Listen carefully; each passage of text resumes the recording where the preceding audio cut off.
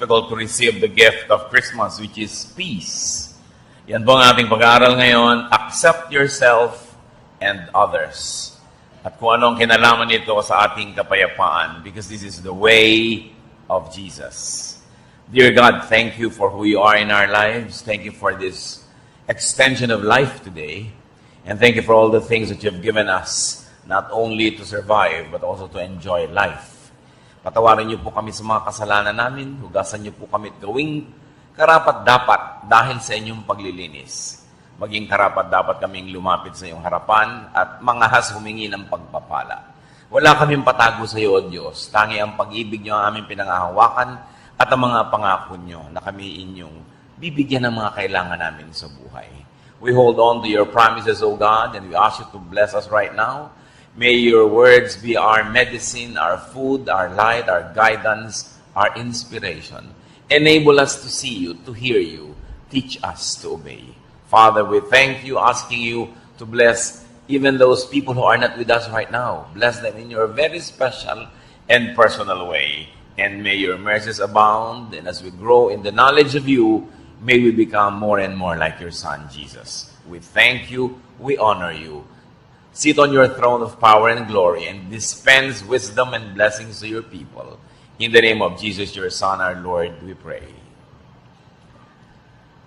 What is the gift of Jesus? The main gift of Jesus to us is peace. John 14:27, peace I leave with you, my peace I give you. I do not give to you as the world gives. Do not let your hearts be troubled, and do not be afraid. Ang centerpiece po ng mga katuruan ng Panginoong Jesus tungkol sa kapayapaan. If you're going to analyze a major theme of the Lord's messages, it's about peace. Kaya siya nagpagaling ng mga may sakit, kaya siya nagpalaya sa mga masasamang espiritu, kaya siya nagtuturo ng lahat ng magagandang asal ay para sa ating kapayapaan. He wants us to have a heart that is untroubled, unafraid, unruffled. But how can this happen? When the Lord was born, angels came down to earth and sang glorious songs. Luke 2:13-15. Suddenly a great company of the heavenly hosts appeared with the angel, praising God and saying, Glory to God in the highest heaven, and on earth peace to on whom His favor rests. Isang uri ng kapayapaan ang ibinibigay ng Diyos Ama sa langit sa pamamagitan ng Panginoong Jesus. But this peace is not for the whole world, not for everyone, but for select individuals.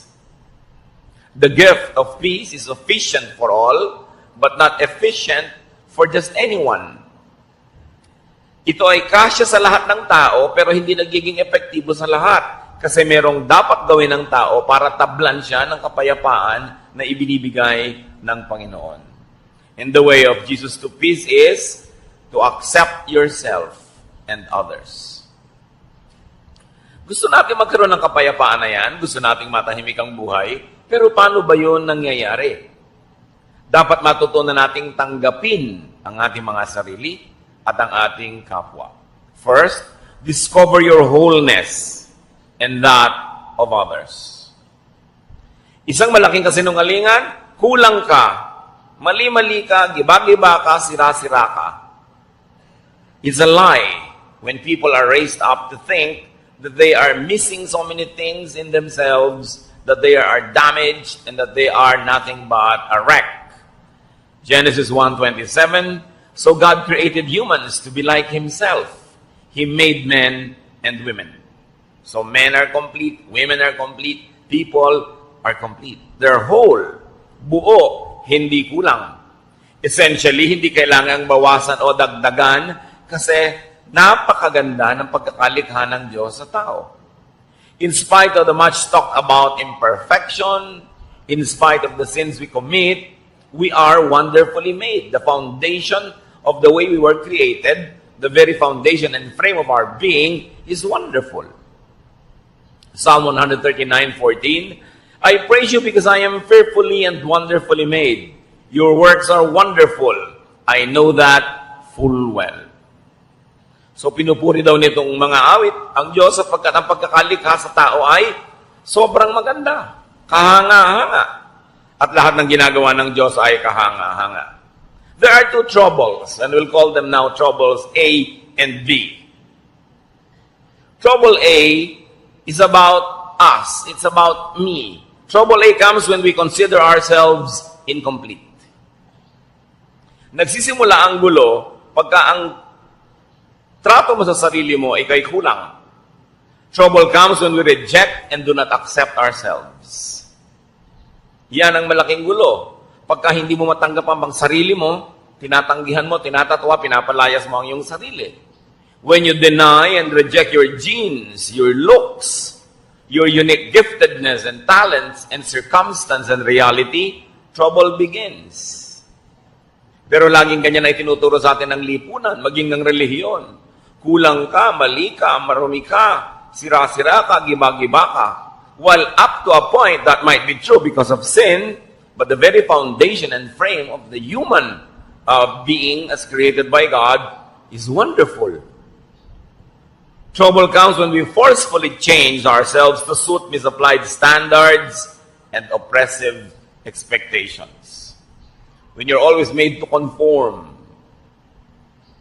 Nakikita ninyo kahit sa mga subjects sa schools. May mga subject na scientific, may mga subject na creative, may mga subject na physical tulad ng PE, may mga subject na naka-incline sa mga numbers, meron naman sa mga social skills. Iba-iba ang kakayahan ng tao, kaya merong iba yung may favorite subject, merong hindi nila masyadong favorite, merong mataas ang grade nila sa subject na yun, merong hindi dito. Bihira naman yung ang taas ang grade mo sa lahat. At yung mga taong matataas ang grade sa lahat, sa school, kadalasan sa practical life, doon naman sila medyo deficient. Sa love life ko minsan, saksakan ng talino sa school, pero pag dumating na sa pag-ibig, di ba? Parang walang alam. Kanya-kanya tayo ng specialties na ibinigay ng Diyos. At hindi mo dapat sinusukat ang sarili mo sa specialty ng iba. Hindi mo dapat kinukumpara ang sarili mo dahil lagi ka lang magiging kulang. Trouble comes when we depend on other people and other things to fill us up. Pag laging kulang ka, ang iyong pagtingin sa buhay, ang mangyayari ngayon, sasandal ka at aasa ka lagi sa mga bagay at sa mga tao para ka laging maging kumpleto. At pagka lagi na ikaw ay naniwala na kulang ka talaga, wala kang kwenta, hindi ka karapat-dapat, what will you do all your life? To strive to be liked, to be accepted, to be praised, to be admired, to find your value in how other people measure you. Sa simula pa lang, it's headed for disaster. Kung nagsisimula ka pa lamang sa buhay mo, nang iniisip mo na agad, kailangan mo ng ganito, kailangan mo ng ganon, kailangan mo umasa kay kuya, kay ganito, kay ate. Dahil kulang at kulang ka, ano mangyayari? Lagi kang naiinggit, lagi kang maninibugo, lagi kang kulang. Sabi nga ni Shakespeare, desiring this man's art or that man's scope, with what I most enjoy, contented least. Lagi mong hinahangad yung talento ng iba, galing ng iba, yaman ng iba, at hindi mo makita yung mabuti tungkol sa iyong sarili. So ang lagi mo na lamang hinihingi sa mga tao, come into my life, change me, complete me, fill me, make me whole. At yan ang fantasy ng romance. When a girl is made to feel that she is nothing but a missing rib that has to be found. When a man is always to be made to feel that he has a missing rib that he has to find to complete him. As we have always emphasized, union in marriage makes you one with somebody in a partnership. But even before that partnership, even you don't have that partnership, you are one, you are whole, you are not one half. Yan ang fantasy ng romance at sometimes yan din ang fantasy ng religion. No? Nakalahati ka lang. No, nilikha ng Diyos ang tao buo. Kahit si Adan nilikha niyang buo. Sabi lang ni Lord, it's not good that he's alone. Bigyan ng kasama para mag-enjoy. Pero isa siyang taong buo. Hindi niya kailangang umasa sa ibang tao para sa kanyang pagiging buo. Anong nagiging bunga pagka tayo ay laging umaasa sa iba? Dependence. And dependence brings about addiction.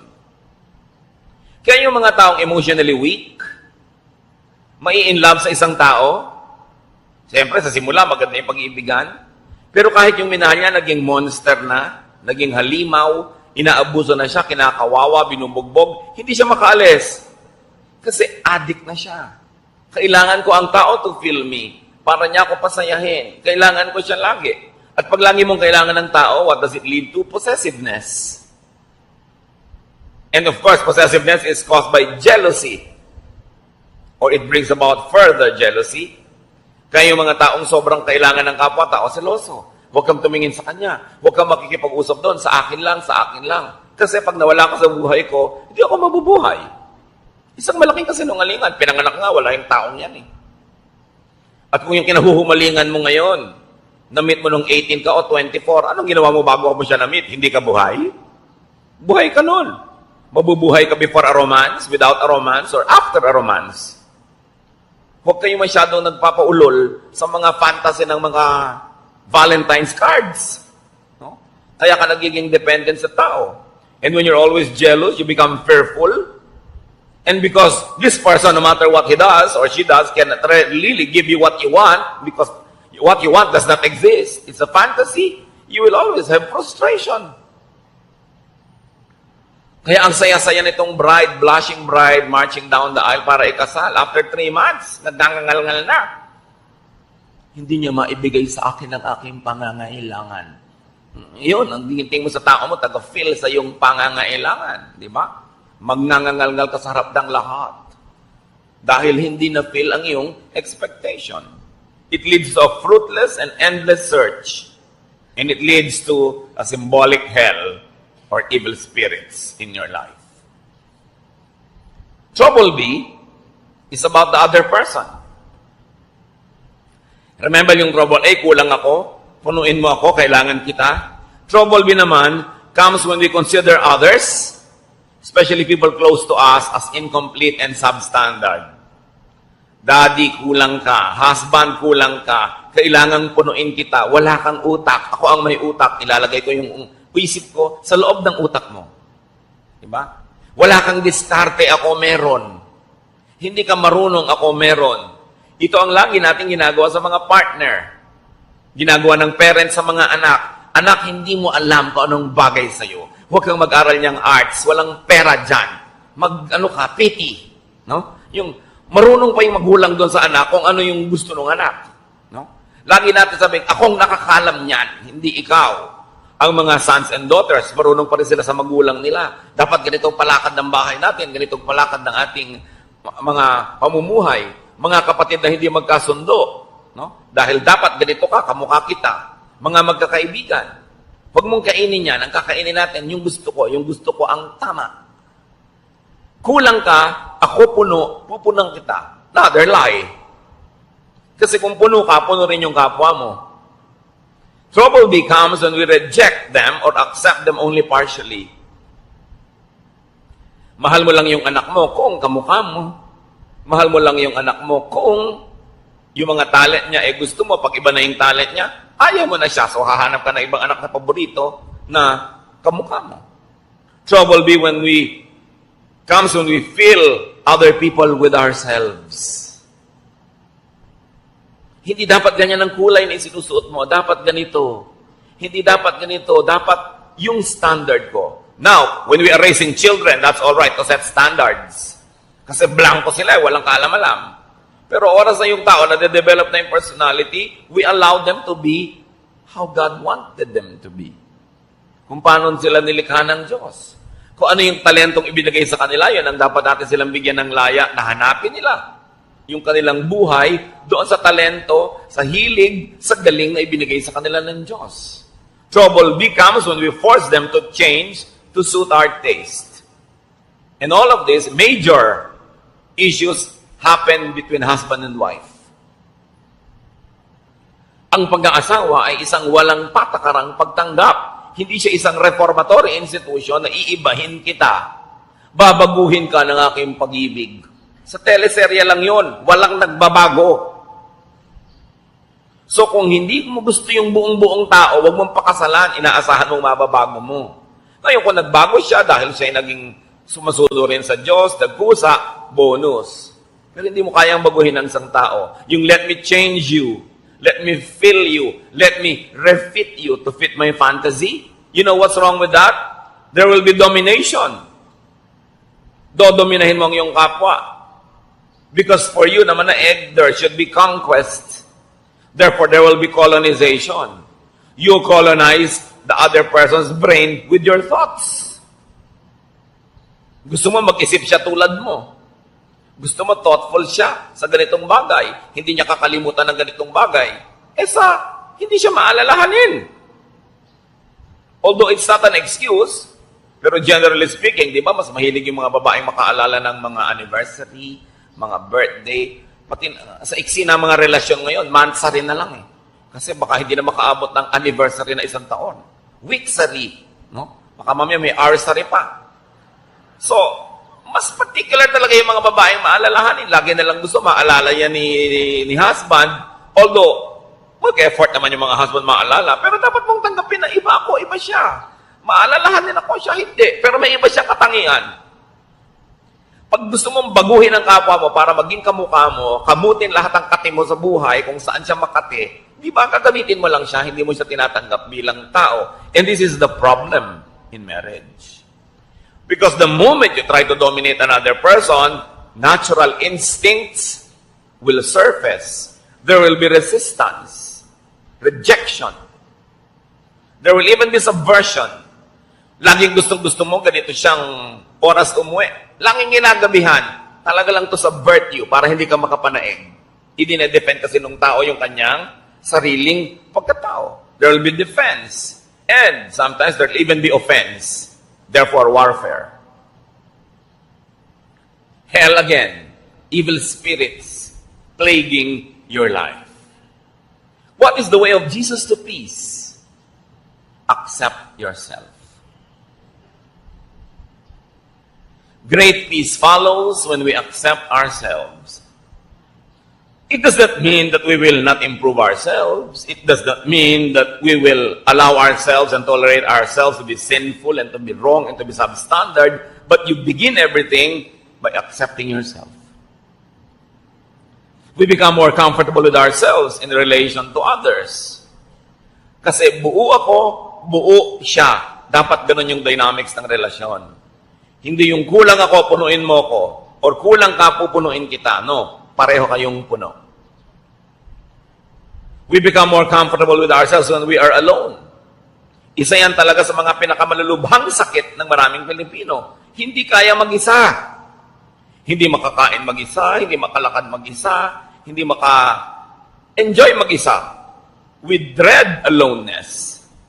And we become like clinging vines. And when you become like a clinging vine, you will choke people around you. Yung lagi kailangan, nandito ka, nandito ka, nandito ka. Paano ka mga tao active, mga gagawin, may mga hinahabol na mga pangarap, kailangan lagi silang nakapaligid sa'yo para magkaroon ka ng kahulugan. Kailangan maging komportable ka sa sarili mo kahit na mag-isa. There are times when may mga kasama ka, enjoy, but you must also enjoy aloneness.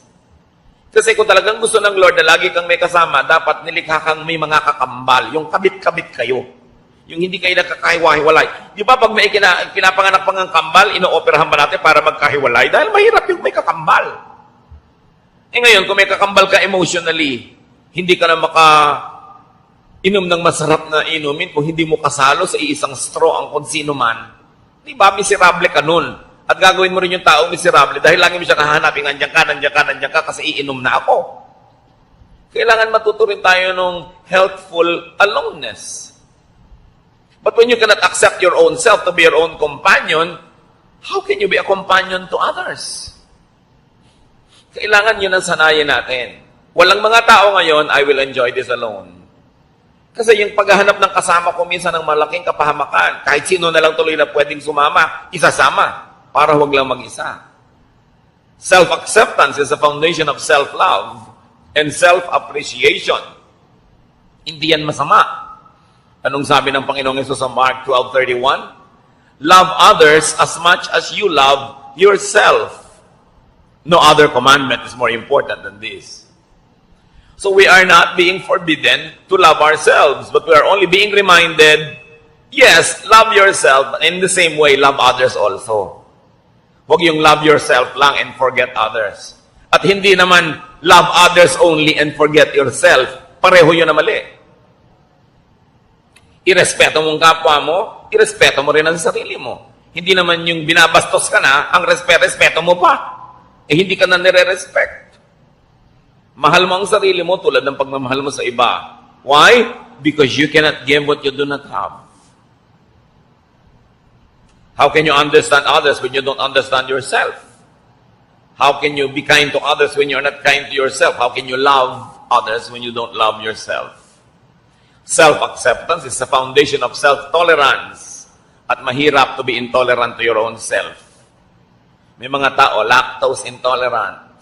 Hindi sila pwedeng uminom ng gatas.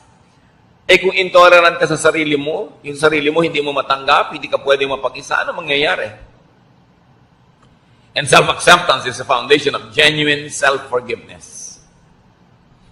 Many people cannot forgive others because they also never forgive themselves. So, pinahihirapan nila ang sarili nila, pinahihirapan din nila ang kanilang kapwa.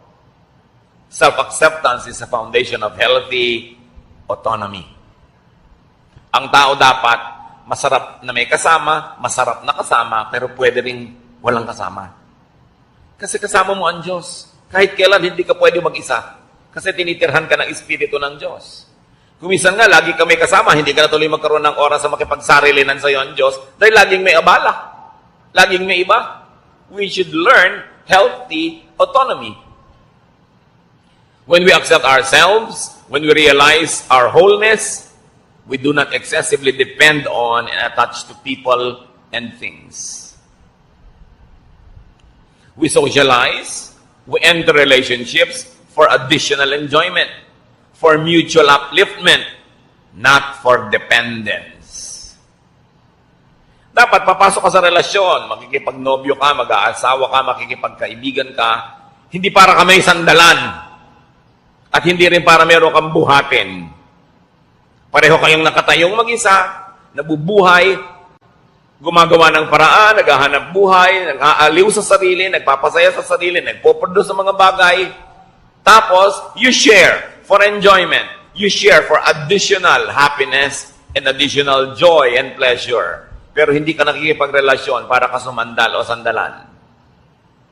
Nagtutulungan kasi pampadagdag sa buhay. You are a whole, wonderful. You are an individual, an autonomous unit.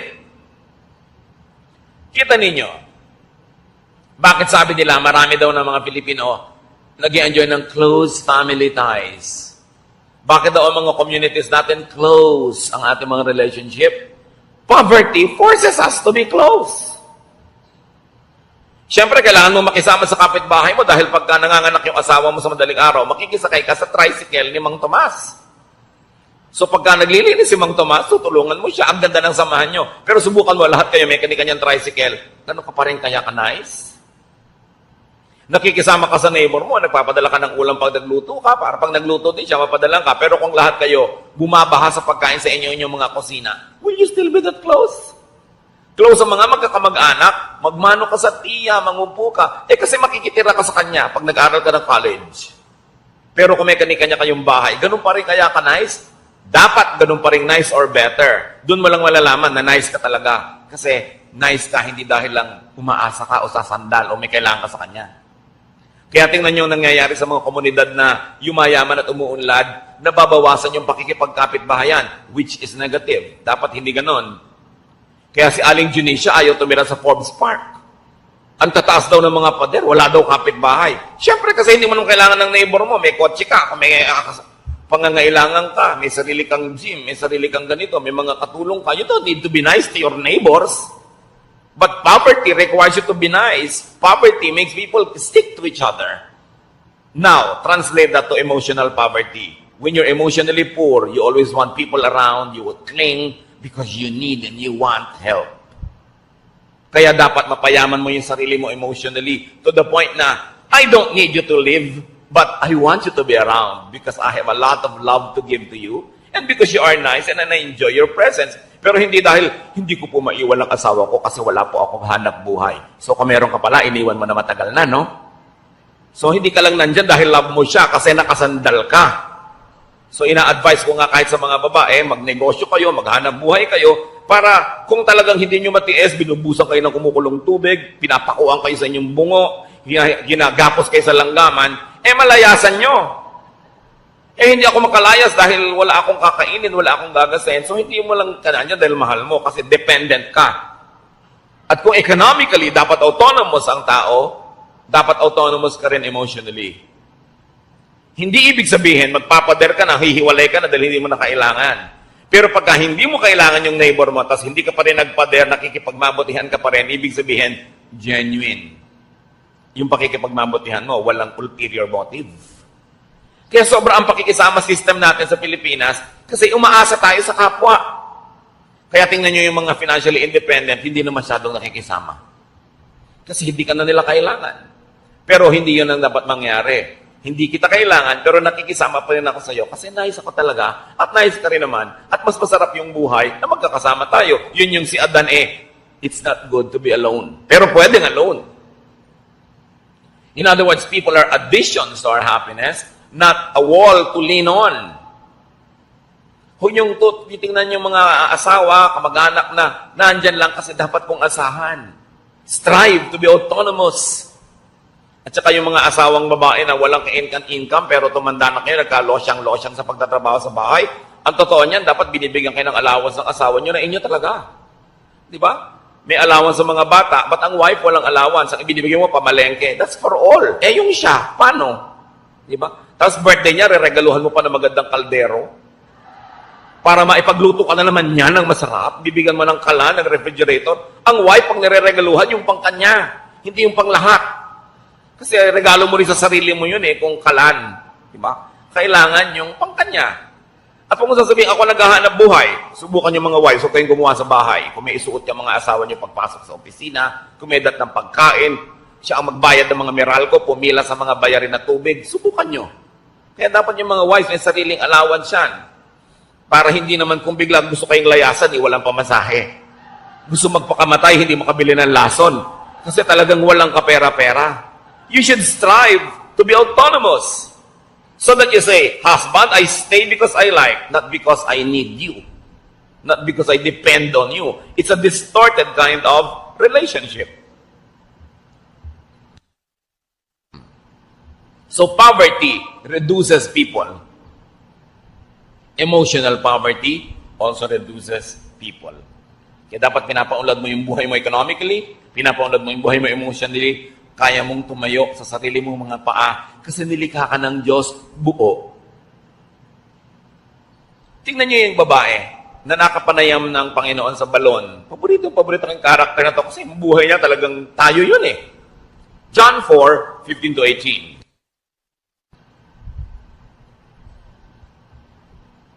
Matapos makausap ng Panginoon ng babaeng ito, sinabi ni Lord, alam mo, kung hihingi ka lang sa akin ng living water, bibigay ko sa iyo, hindi ka na mauuhaw pa. The woman said to him, Sir, give me this living water so that I won't get thirsty and have to keep coming here to draw water. He told her, Go, call your husband and come back. I have no husband. She replied. Jesus said to her, You are right when you say you have no husband. The fact is, you have had 5 husbands, and the man you now have is not your husband. What you have said is quite true. Bakit inungkat ng Panginoon yung tungkol dito sa mga lalaki sa buhay ng babaeng ito?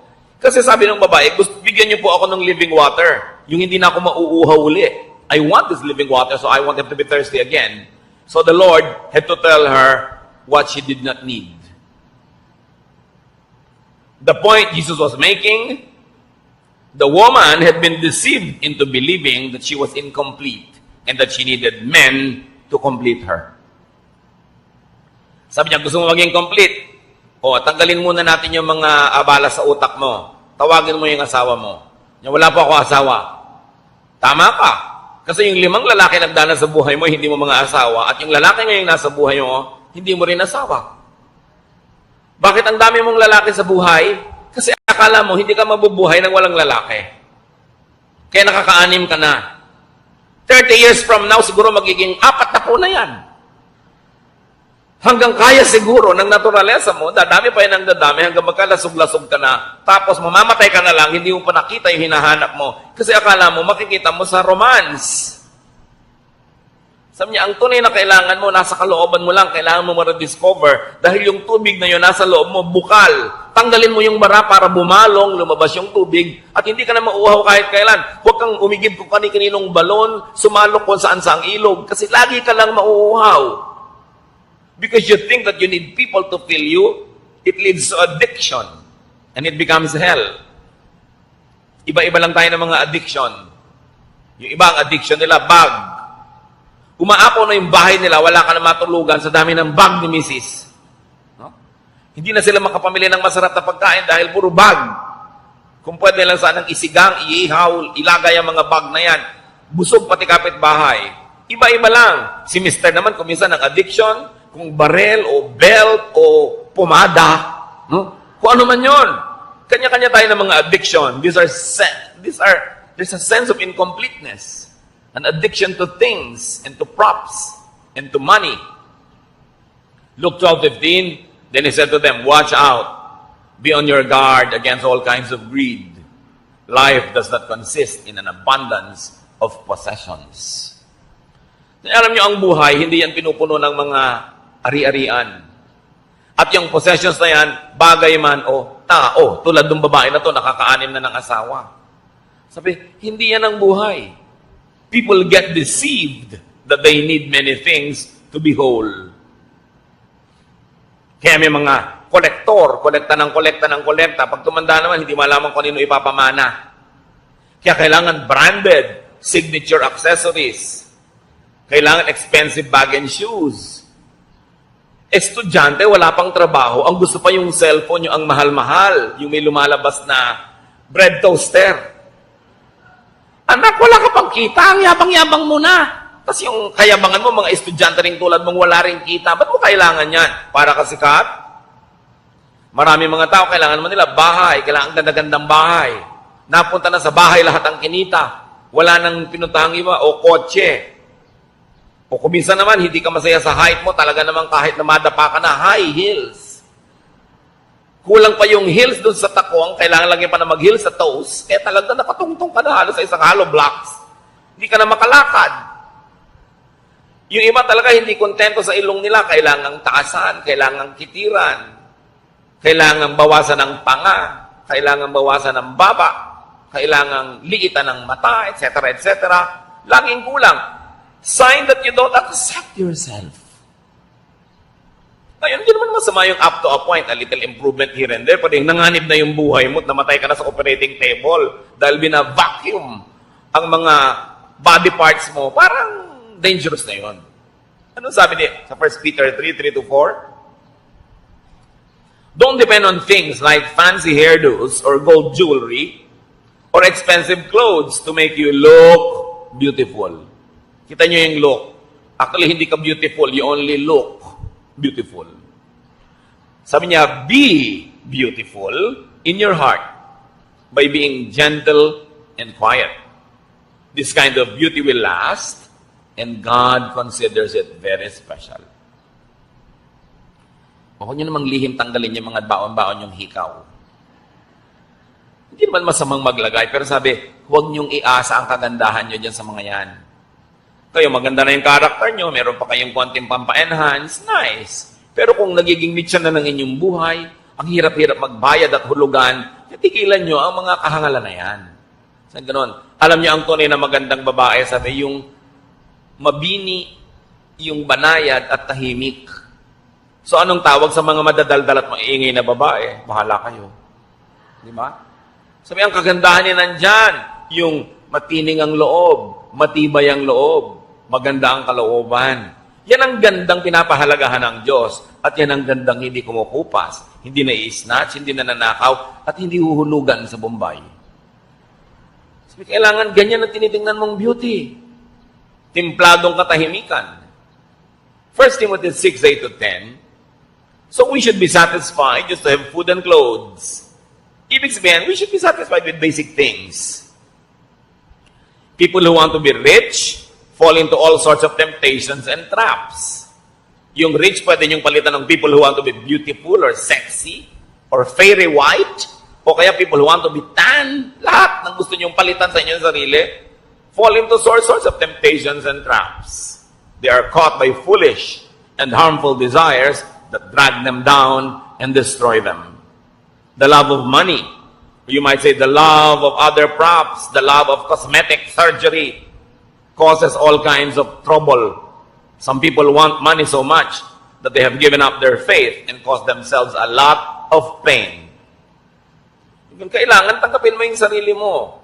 Kung may konti ka lang may improve na hindi sobrang magastos, hindi dangerous to your health at easy to maintain, pwede. Pero kung magiging pasanin mo sa buhay, yung sa dami ng operasyon mo sa mukha, tawang-tawa ka na, sabi mo pa. Kasi hindi ka makatawa dahil mapipilas yung pisngi mo, parang kawawa ka naman. Diba? Yung hindi ka na makahinga dahil sobrang dilitan na yung butas ng ilong mo. Dati isang hinga mo lang, kahit 1 week na oxygen, nasa lungs mo na. Ngayon, hirap na hirap kang suminghap. Para ka ng bisugo na tinanggal sa tubig. Ang hirap naman nun. Diba? So, dapat yung easy to maintain.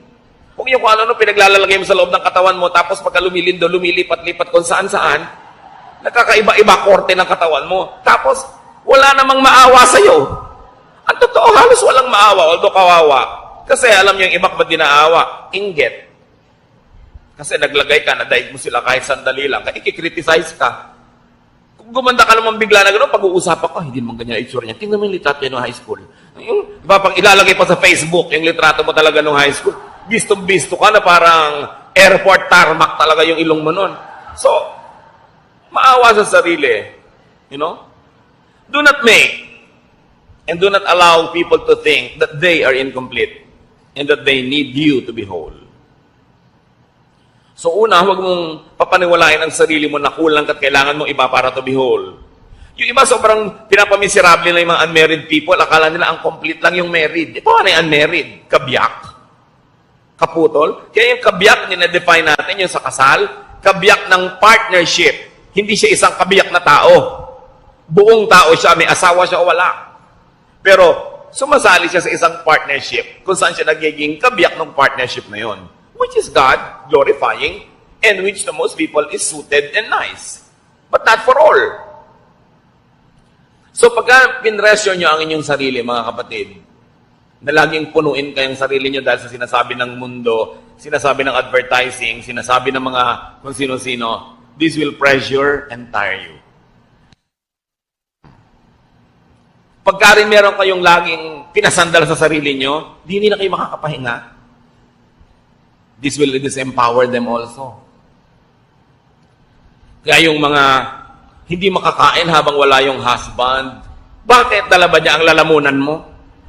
Diba? Yung ano yan blackmail para umuwi ka sa oras, which is good, nag-asawa ka rin lang, uwiin mo na maaga para sabay kayo, pero hindi naman yung talagang nakaabang doon at may kandila pa to make you feel guilty dahil wala ka pa. Paano kung talagang wala ka pa, may kailangan kang gawin?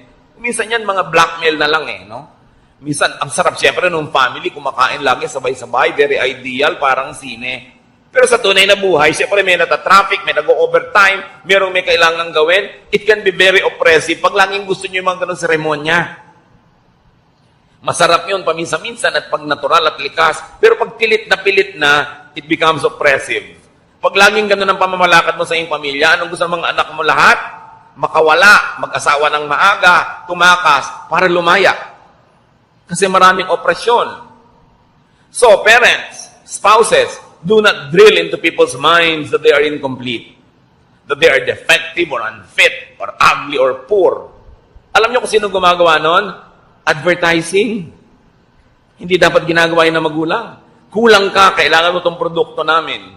Yung mga magulang, ganito lang ang grade mo, ganyan lang ang grade mo. Kung nakikita nyo that they're doing their best, meron sila sigurong ibang kakayanan. Huwag silang paghanapan ng wala sa kanila. So, to have peace, accept others. Romans 15:7, accept one another, just as Christ accepted you. Kung paano ko tinanggap ng Diyos, warts and all, walang patakaran, buong pagtanggap, ganun daw ang gawin mong pagtanggap sa kapwa. But instead of accepting others, we insist on reforming them. It's God's work, not our work. And we reject them when they don't comply with our specifications. Kaya marami mga tao, lumalaki sila emotionally sick because their own parents reject them. They are compared with another sister or a cousin or a classmate or a neighbor, and they feel rejected. And once rejected, people also tend to reject others because they become defensive. Kaya ang dami mga tao emotionally poor.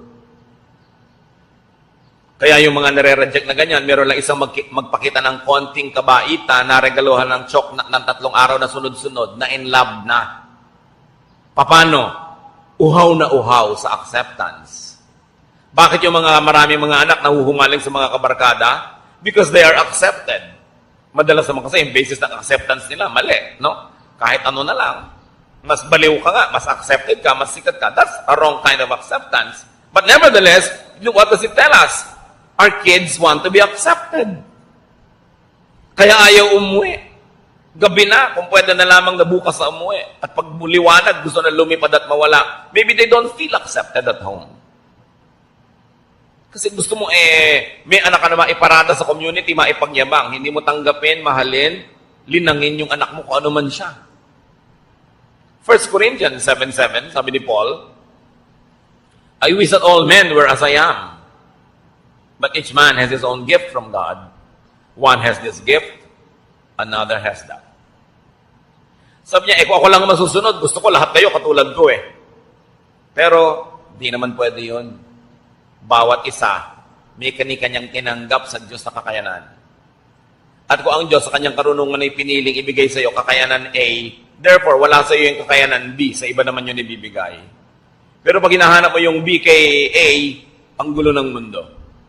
The tendency is for us to want to make all others conform to our mold. Kaya marami mga asawa, iniiwan ng asawa nila kasi hindi nila tinatanggap yung asawa nila kung ano man yung asawa nila. Laging gusto nila maiba. Ganun siya eh. Accept individual and personal differences. At kung hindi ka masaya sa talent ng anak mo, ng asawa mo, ng kapatid mo, accept the other ableness. Lahat ng tao may abilidad. May ability. Kailangan lang, tanggapin mo kung ano yung kanya. Huwag mong pilitin na yung anak mong ayaw mag-dentistry ay maging dentist tulad mo. Nagmana siya siguro sa ibang lolo, sa dinami-dami ng lolo at lola sa inyong genetic pool, hindi naman laging sa'yo lang kukuha yan. Romans 14:1, accept him whose faith is weak without passing judgment on disputable matters. Here, sabi, accept religious differences. Accept spiritual differences. Not everybody is as mature as you. Not everybody has the same tendencies to apply a biblical verse the same way as you do. Sabi dito sa Romans 14:1, tanggapin niyo yung pagkakaiba-iba maging sa inyong spiritualidad. Hindi pwedeng uniform. Kasi iba-iba nga ang tao, iba-iba ang fingerprint. Romans 12:10, love each other and honor others more than you do yourself. So, find, accept, celebrate, and honor the true, the good, and the beautiful, so to speak, in every person. Bakit hahanapin mo yung iba, yung wala? I-emphasize mo yung napapangitan ka, may maganda sa kanya. Acceptance of others is the foundation of love, of appreciation, tolerance, and even genuine forgiveness. And here we go to the heart of the matter. Yung iba nagtatanong, bakit po nag-forgive na ako pero may pain pa? Bakit nagpatawad na ako pero may hapdi, may kirot? You have not forgiven. Probably you have only stopped being hostile. You have stopped the war. Probably you went into a ceasefire, but you have not really forgiven. That's why there's still the pain. You are able to truly forgive only when you truly know and understand and accept the person. Yung hindi, sige, pinapatawad na kita, pero mo, siguro nasigawan niya ako kasi gutom siya noon. Kasi mataas ang blood sugar niya. Kasi may monthly period siya. O kasi luka-luka siya. Di ba? Kasi may lahi sila noon. Kasi genetically, ganito sila. Nung naintindihan mo siya, doon ka ngayon huhugot ng pagpapatawad. Pero pag hindi mo naintindihan at hindi mo tinanggap ang kalagayan niya, ceremonial lang yung patawad mo. It's only a cessation of hostilities. It is only a declaration of a ceasefire. But forgiveness, real forgiveness, has no more anger. Well, you can be cautious. Hindi naman ibig sabihin you forgave, you forgot to be cautious na. You might want to avoid being the victim again because you're cautious, but no ill feelings. Siguro iiwasan mo na maulit o mabigyan siya ng chance ulitin yun, pero wala ka ng hapdi kasi naunawa. Kaya maraming magulang, kahit ang tingin ng mga ibang tao sa anak nila kriminal, mahal pa rin nila, hindi, ang bait-bait ng anak ko. Kasi pinapanganak pa lang yon, pinaglilihi pa lang, tinanggap na talaga nung ina ko yung buong pagkatao ng anak. Kaya pagka halimbawa, ang sungit-sungit ng anak, kasi alam nyo nung bata, nahulog yan sa duyan. Nahulog lang, naging ganyan. Galing sa 7th floor. Okay. So, naiintindihan ko yung anak ko. So, intindihin nyo. Kaya hindi halos maubos ang pagpapatawad ng magulang sa anak kasi iniintindi. Kasi tinatanggap. So, kung may papatawarin kayo, huwag niyo sabihin, sige, papatawarin na kita, tama na, tigil na. Unawain niyo yung buong dahilan kung ba't niya nagawa yung nagawa niya. At pag naunawa niyo, baka maawa pa kayo, mamahalin niyo pa. Ganun ang pagpapatawad ng Diyos. Dahil kilala tayo ng Diyos, alam niya yung genetic makeup natin, alam niya yung emotional and chemical situation ng buhay natin the moment that we run short of God's glory. That's why God understands, God forgives, and God loves.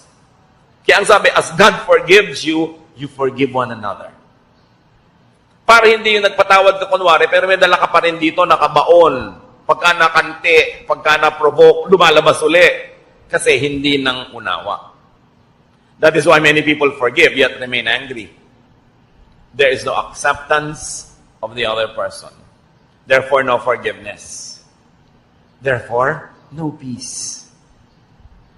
Ang tunay na pagpapatawad nangyayari lang pagka tinanggap mo at doon ka lang nagkakaroon ng tunay na kapayapaan. How does that happen? How to get on the Jesus way of peace through acceptance of self and others. Now, this teaching is not easy to understand or follow. It takes a new mindset to appreciate and obey this. Hindi ka makakapagpatawad, hindi ka makakatanggap ng kapwa hanggang hindi mo iniiba ang korte ng iyong utak. So how do you get God's peace? Through acceptance of yourself and others. Change your mind. It happens in the mind. Change the way you think. Change your principles and lifestyle. Romans 12:2, let God change the way you think. Then you will know how to do everything that is good and pleasing to Him. You want to be able to forgive? Change the way you think about the person. Change the way you think about yourself. Change the way you think about what proper is and what it is not. Change the way you think about your expectations. Accept the person as you would accept yourself. Then you will begin to understand and you will have the power to forgive because it comes from deep understanding. Anong reaction ng mga tao nun kay Jesus sa kanyang mga turo na to? Pinoy, tinuturo niya, love your enemy, feed your enemy, forgive. Mark 1:27, the people were so amazed that they asked each other, what is this? A new teaching and with authority. Ya, iba to kakaiba. Libong taon na yung relihiyon nila, hindi naman sila natahimik. Kaya sabi niya, iba to. May kapangyarihan ang kanyang mga sinasabi. It's a new way of thinking. That's why it's a New Testament. That's why it's a new covenant. Matthew 18:3, and He said, I tell you the truth, unless you change and become like little children, you will never enter the kingdom of heaven. So you might want to apply that to eternal security and salvation and exemption from hell. Apply it as much as you want. But I suggest that you also apply it this way, that unless you begin to think in a new way, you will never enjoy heaven on earth. You will never have paradise. You will never have peace. If you insisted on thinking the old way, you can never have the peace that Jesus wants you, because it is a new arrangement, a new idea that requires a new mindset. To have heaven, peace, contentment, rest, one has to be a child again. One has to restart from the beginning. One has to be reprogrammed. In a manner of speaking, one has to be born again. To rediscover, revive, and nourish God's reign in his or her heart. Kailangan madiscover mo uli yung sarili mo na, oo nga pala, doon sa kaloob-looban ko, ako'y isang buong tao. Nilikha sa wangis ng Diyos. Na ang Espiritu ng Diyos ay nananahan sa akin. Ba't kailangan kong humanap ng pag-ibig, ng pagmamahal, ng kasiyahan sa iba? Kailangan munang pumasok ako sa loob ko. I must travel into me, discover what God has placed there, nourish it, and let it sustain me. And when I'm already overflowing with love and kindness and goodness, because I've already known and accepted myself, and I know God is in me, then I will socialize with people, I will relate with people, because in that case, I will be full of kindness, not just full of wicked expectations. That I am full, and the other person is full, and I respect his fullness, and we're together to have a better life, because together we can make a beautiful world. But I will not intrude into and colonize this world to make it beautiful in my terms. Pagka ganun ang iyong asal, people will love to have you around. And you will love to be around people.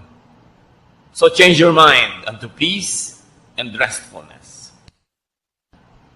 Matthew 11:28-30. Sabi ni Lord, "Come to me, all of you who are weary and burdened, and I'll give you rest." Pagod na kayo? Pagod na ang puso nyo? Pagod na kayo magalit? Pagod na kayo magsikap magpatawad? Pagod na kayo na matahimik ang buhay nyo? Pagod na kayo sa paghahanap ng mga pangarap nyong pag naabot nyo ay biglang naglalahong parang mula? You're tired of chasing rainbows? You're tired of repairing all the broken toys in your life which never get fixed? Come to me. I'll give you rest. Learn from me. For I am gentle and humble in heart, and you will find rest for your souls. So you don't learn from others. Don't learn from other isms and ideas and philosophies. Learn from me, for my yoke is easy and my burden is light. So paano malalaman kung galing kay Jesus? Magaan. Hindi mahirap sa loob. Kahit hirap yung katawan mo sa pagsunod, hindi hirap ang loob mo. Magaan. The kingdom of God is restful, easy, and light. So peace, restfulness equals heaven on earth. And it is in accepting yourself and others.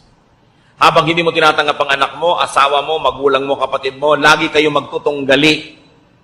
Lagi kayo magko-contest. Mag-uunahan kayo kung sinong masusunod, kung sinong mananalo, kung sinong mananaig. Stressful yan. Hindi ganyan ang buhay. When you accept yourself, you relax. You become less demanding and suffocating. And you become nicer and more open, more accepting. And when you accept others, you also relax. You become less intrusive, less judgmental and demanding. You become more forgiving. And they too relax. Everybody relaxes, masaya ang buhay. Deep and real forgiveness comes from unconditional acceptance and understanding. Change your mind, and this can happen. Kaya kami problema sa asawa mo, may iniisip ka, hindi yun ang natutupad. May iniisip din siya, hindi yun ang natutupad. So, ba't di nyo na lang palitan ang iniisip nyo? Kasi hindi nyo naman kayang palitan yung asawa nyo. Hindi nyo naman kayang palitan ng pagkatao niya. Palitan nyo na lang yung iniisip nyo, hindi sasaya kayo. Kaya ang sabi ng anghel, peace on whom God's favor rests. Kaya sinabi natin kanina, peace is not for everyone. Peace is not for the whole world. Well, it is efficient for all, or sufficient for all rather. It is efficient only for those who would appropriate it. Those who would accept it and live by it. Ang kapayapaan ay hindi para sa lahat. Ito'y para lang doon sa willing na baguhin ang kanilang pamamaraan ng pag-iisip, baguhin ang style nila sa buhay, tanggapin ang mga sarili nila and improve from there, tanggapin ang kapwa nila, hanapin kung ano yung totoo, maganda at kaibig-ibig sa kapwa, contribute goodness to others, but do not colonize their minds, then there will be peace on earth. Ano mga kapatid, ang hindi nyo matanggap tungkol sa sarili nyo, Hanggang ngayon, tanggapin nyo na, huwag kayong tatayo dyan, hindi nyo pa tinatanggap. Kasi sayang naman ang pagod na lalamunan ko dito. Diba? Kailangan tanggapin nyo yan. Kasi sayang din na magiging pagod yun ng araw at patuloy pa magiging pagod nyo habang buhay. Itinatago nyo yung kung anong totoo sa buhay nyo. Ba't di kayo magpakatotoo? Diba? Yung, lalo kung may edad na, huwag na kayo masyadong magkapal ng foundation. Lagi nahahalata kasi pagtawa nyo, nagkakrak-krak dito. Para kayong Moriones. Diba? Yung manipis na lang. Ganun talaga, tumatanda ang tao. Diba? Alangan namang tumanda ka, mukha ka manika. Mapagkakamalang kang mangkukulam. Dahil ba't hindi tumatanda ang itsura mo, tanggapin nyo lahat yun. Accept the force of gravity. It rules us all. So, natural lang yun. Tanggapin nyo yan. Yung mga asawa nyo, tanggapin nyo talagang lumalaki na ang tiyan ni Mister. Di ba? Pagka naman lumiliit yung tiyan niya, ninenervyos kayo, baka may nililigawang iba. Yung, tanggapin nyo yung anak nyo. What about you? Can't you accept? Accept it. Kasi yan tayo eh. Para kayo matahimik. Now, if you want to improve, improve. Now, accept everyone else around you. Gusto nila mag-improve? Pwede siguro kayo mag-suggest. Magbigay ng konting mga clues how you might want to contribute to that growth, but don't impose. Huwag niyong pilitin. Bigyan niyo siya ng space niya, ng time niya, para hindi kayo layasan at layuan. Kasi ang tendency ng tao, pag kinocolonize natin yung brain nila, gusto nila lumayo. Kaya maraming maaga nag-aasawa. Walang kamalay-malay yung magulang, gusto lang pala talang takasan ng anak nila. Hindi lang maamin. Kasi nadodomina. Napipilipit sila, yung nawawalan sila ng pagkatao, ginagawa sila mga manika. Ginagawa sila mga puppet. Kailangan palayain mo ang kapwa mo. Kahit mo siya pakain. Kahit mo siya dependent. Dahil lahat naman tayo, pakain lang ng Diyos. No? Talagang lahat naman ng mabubuting bagay sa Diyos din ang gagaling. So, dapat I volunteer to accept you. Hindi yung you must accept me. Baligtad yun, ha? Yung pagtanggap sa kapwa, bino-volunteer mo yun, but you don't demand to be accepted. Dahil pag i-demand mo, i-demand din niya, magkakagulo uli ang mundo. That has to be volunteered. And what is important? Tanggapin natin ang mga katotohanan, baguhin yung mga pwedeng mabago, improve yung hindi yung pwedeng ma-improve, pero yung talagang nandyan na, live with it and learn to be happy with it. And also with your loved ones. Ama namin sa Diyos, sa langit, aming Diyos. Salamat po dahil tinatanggap niyo kami. Salamat dahil nilikha niyo kami na wonderful. Not to our credit, but to yours. Salamat niyo likha niyo kami, Lord, na great. Because you're a great God and we are in your image. Therefore, there must be greatness in us. Turuan mo kaming mahanap yun, ma-celebrate yun, at tulungan mo rin kaming mahanap yun sa kapwa namin, at ma-celebrate din namin yun. Magbulay-bulay tayo mga kapatid sa mga personal application na ating mga pinag-aralan. At sa ilang sandali, take your time. Pag-isipan, ano nga bang mga dapat ko talagang tanggapin? At yung mga pwede kong baguhin para baguhin, di mabago. Don't demand others to change. Pray for them, inspire them, and they should change on their own as God enables them. Dear Lord, speak to us, enlighten us. Let's be alone with the Lord, some silence, and rise from your seat later on, freed from all of this needless oppression, so that we can enjoy life and we can be enjoyable companions to others.